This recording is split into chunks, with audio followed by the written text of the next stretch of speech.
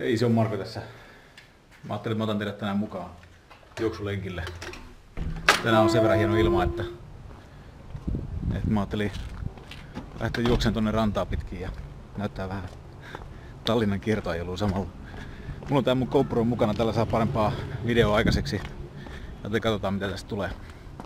Mutta homma starttaa sillä, että lähdetään tähän suuntaan.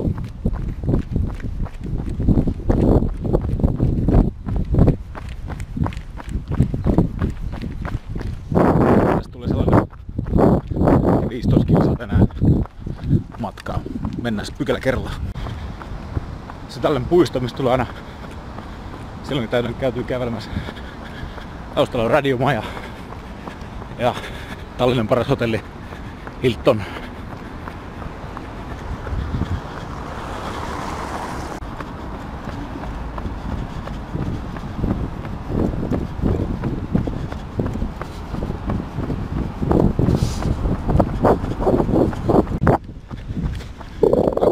Puolitoista kilsaa tullaan suosittuun puistoon. Tän näköinen mesta.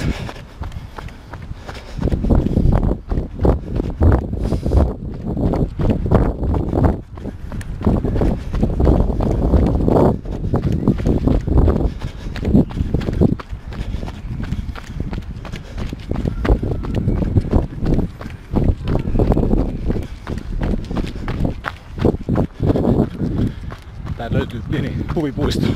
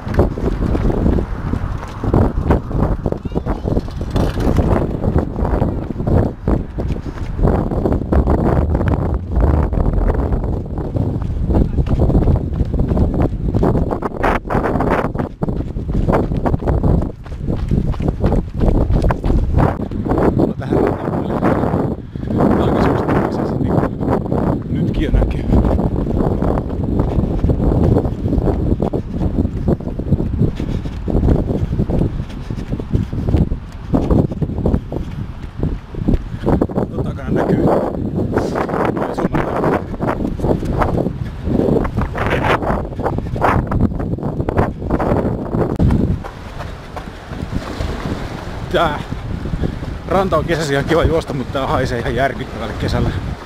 Ilmeisesti levä. Nytkin alkaa se haju tulla, vaikka kesä ei ole vielä lähelläkään.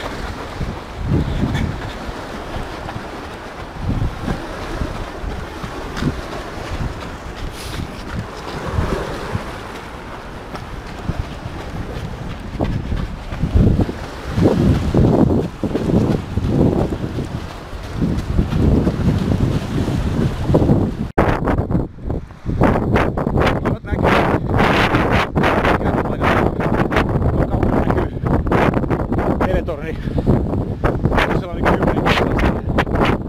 Tuon takana näkyy Tallinnan keskusta ja Suomella väylät.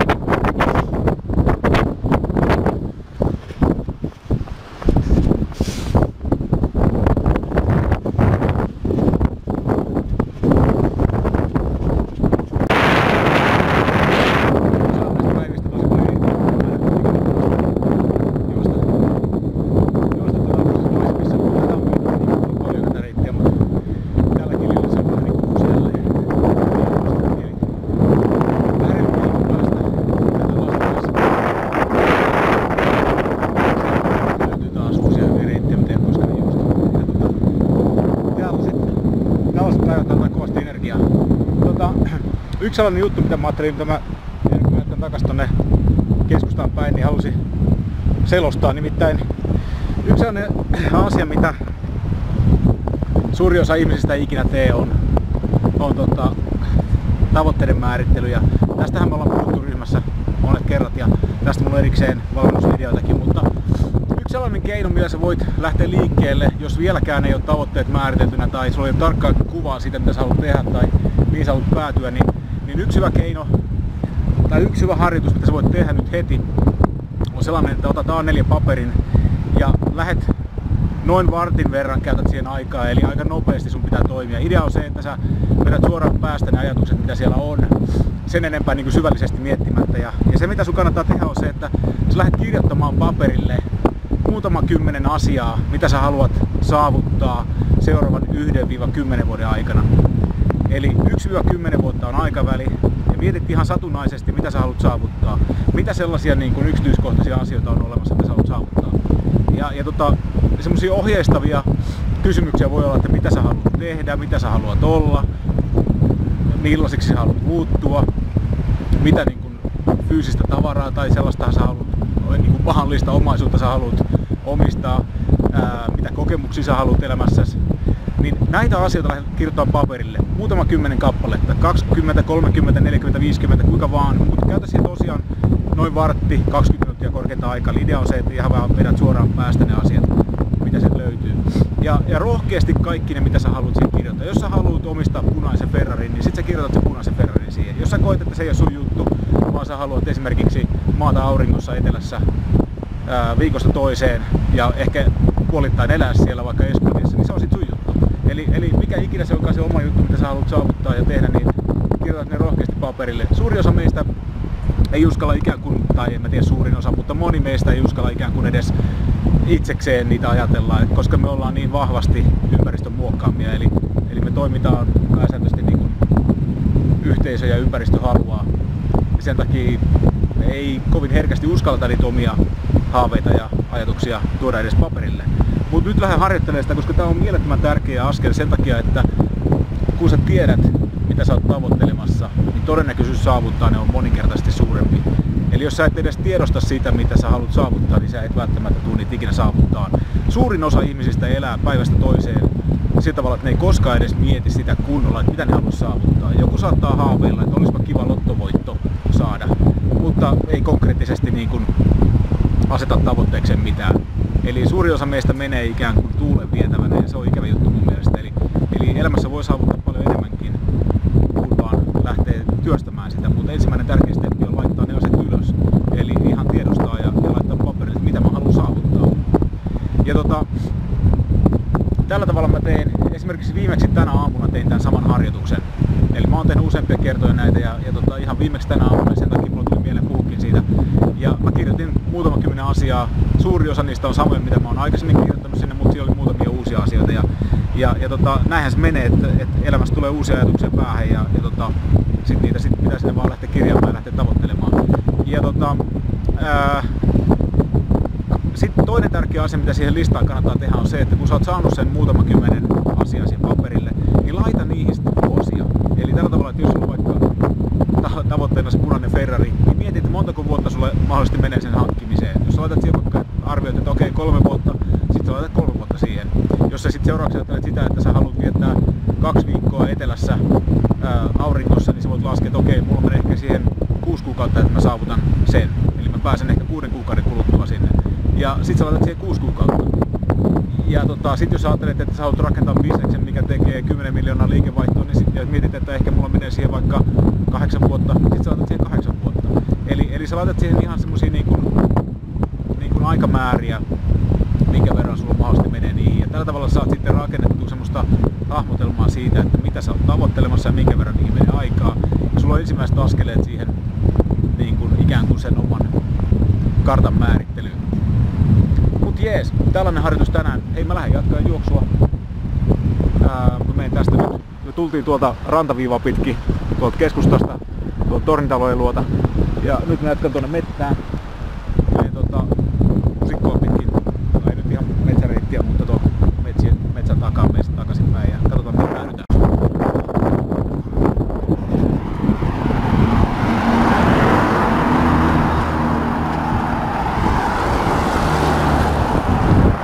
Ajattelinkin jatkaa vähän eteenpäin. Mä näytän yhden kivan paikan Toinen tosi hyvä uimaranta.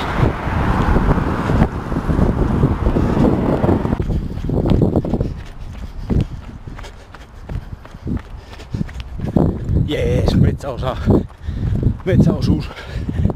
Lyhyt, mutta aina yhtä hyvä.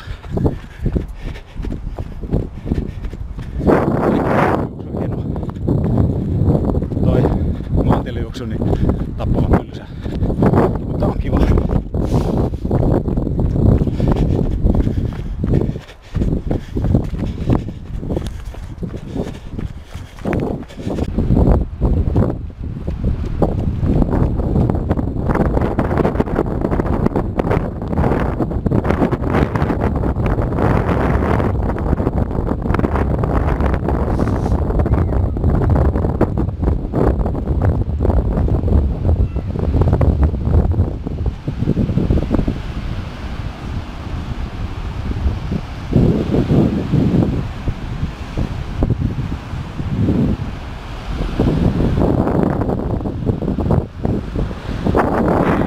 Paikka on Piritan ranta. Tää on tosi hieno keikkaranta kesällä.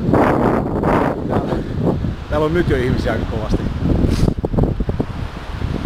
Eli Tallinnan keskusta on tuolla ehkä 8 kilsan päässä suurin piirtein. Ja tänne pääsee taksilla. Taksithan täällä ei maksa juuri mitään. Eli voit ottaa esimerkiksi Tallinnan keskusta taksi ja sanoit Piritan rannalle.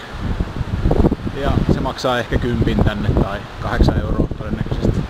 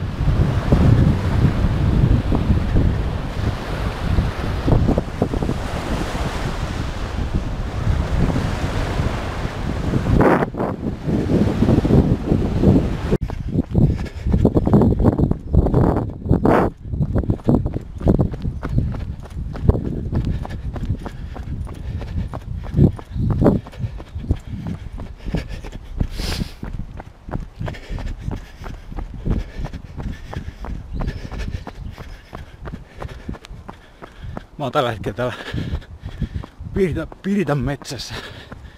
Kohta tulee kiva paikka. Näytän sen pian.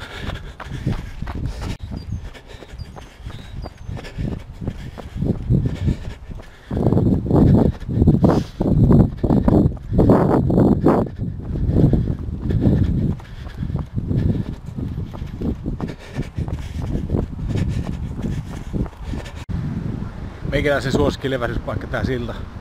Ollaan täällä Piritan mettässä. Tosi kiva paikka.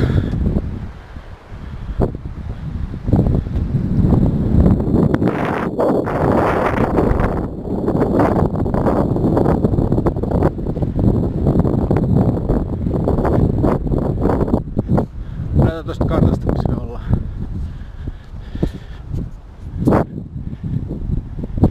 Hetkinen.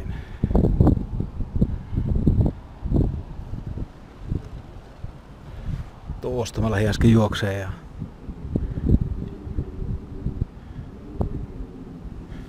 kai me ollaan tossa. Ilmeisesti tässä.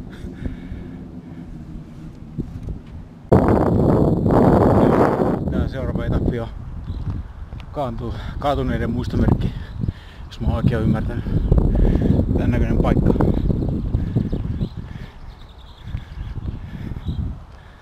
Näytän kohta minkä näköistä tuolta päältä on.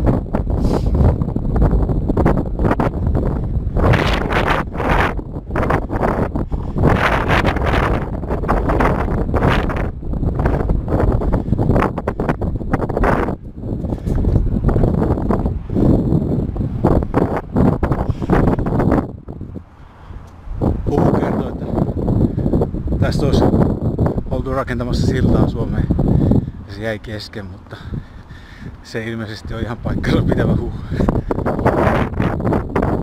Jees. Se on 5 kilsaa. 4 kilsaa tuonne keskustaan, niin sitten on taas ytimessä.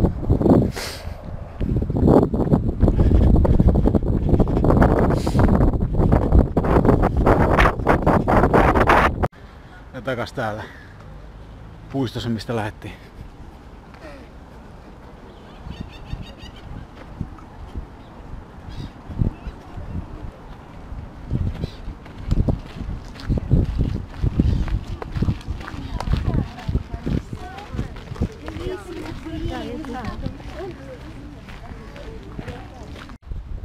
Alright. Ollaan taas siellä, mistä lähdettiin, eli tässä Mekäläisen kämpän lähellä olevassa puistossa. Sitten tuli semmoinen 18 kilsaa. Käytiin kattoo muutamia paikkoja Tallinnassa. Turistikierros. Jees, sitten vaan suihkuun ja syömään.